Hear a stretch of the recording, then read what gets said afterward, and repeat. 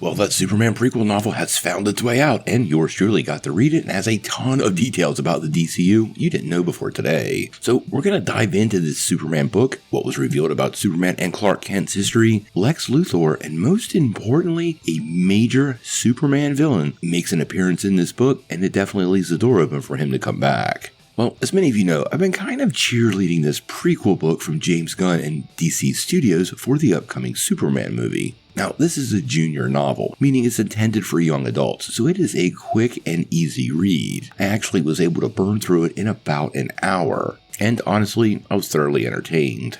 Now, I'm going to give you guys some big news from this book, but I'm not going to break down every single detail, and I'm going to continue to encourage you to actually go and buy it. The book definitely gives you a feel and flavor for the new DC universe, but more importantly, it establishes a lot of the relationships for Clark Kent and Superman that we saw in the Superman trailer.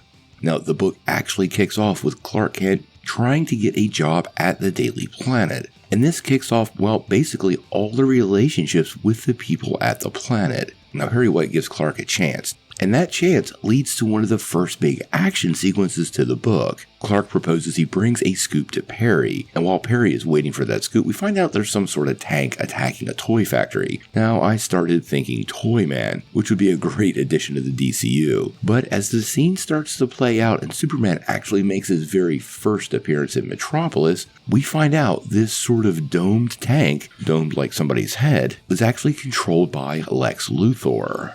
Now, Clark leverages this story into getting a job at the Daily Planet, and this brings him into his first encounters with Jimmy Olsen and Lois Lane. Now, throughout the rest of the book, we kind of follow all three of these characters working for the planet, and them chasing the story becomes a major thread. Now, Clark has the lockdown on the toy factory story. This is what got him the job. But shortly after he teams up with Lois, something interesting happens. Metropolis City Hall is being attacked by a major Superman villain, and we're going to get to who that is in just one second. But first, let's talk about the Justice Gang. Now, one thing this book does bring to life is the three big DC characters we knew were going to be part of this movie. That would be the Green Lantern, Hawkgirl, and Mr. Terrific. And we were really given a sense of how they're sort of working inside the new DCU. Now, it's very clear, based on the book, and even things that Lex Luthor says, they're very well established in this world. And like James Gunn pointed to, this is Superman sort of entering the fray, and that's exactly how it's approached. We get a little bit of both Guy Gardner and Hawkgirl, but actually one chapter of the book is completely dedicated to Mr. Terrific and his company Holt Industries, and sets up a relationship between him and Superman almost instantly, which actually felt pretty good and completely worked. Now, they provide backup for Superman multiple times, and that kind of brings us back to what we were talking about in Metropolis City Hall being attacked.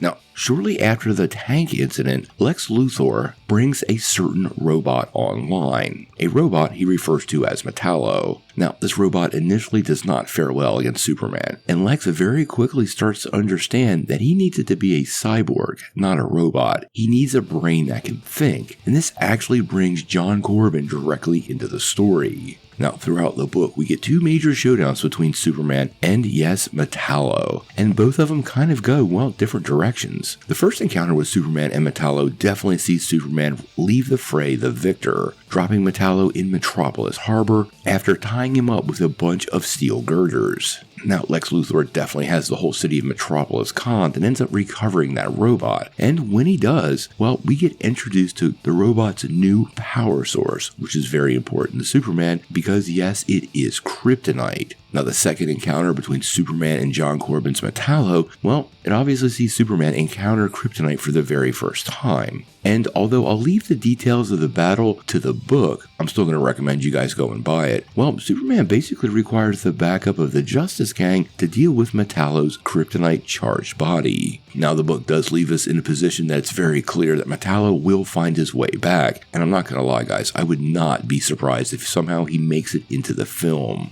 We get some pretty deep understanding into the machinations of Lex Luthor and sort of his grander plans. And this version of Luthor is definitely what we got to know in the comics, and I suspect Nicholas Hoult is going to take this all the way to the limit. Not only is he very technologically advanced, he has that Luthor, swagger and motivation to almost take over the world, and quite honestly, he's just mean. We have a new version of Otis in the book, and Luthor, just like in the classic Superman movies with Gene Hackman, he's brutal, giving him an almost bully-like aura. Now the book is supposedly going to lead us right into the film, and based on what I saw in the book and the quick read I had, well, it's kind of going to align pretty nicely. I'm going to recommend you check this out. It's only a couple of dollars, it'll take you about an hour to read it, and it'll definitely give you an idea of what James Gunn has in store for the new world with Superman and the grander DC universe. The introduction to all of these characters, a little idea of how their banter is going to work, their personalities, and most importantly, the establishment of many of Superman's key relationships with characters like Lois Lane, Jimmy Olsen, and Perry White. We even get to meet Ma and Pa Kent. Now, obviously, we're following Superman pretty closely. I'm really curious on what you guys think about this book and Metallo being the villain in this story. He's one of Superman's most classic baddies, and although I was surprised they put him in the book, I was super happy they left the door open for him to return as soon as possible. So tell me what you think in the comments below, and make sure you check out that link to pick up the book.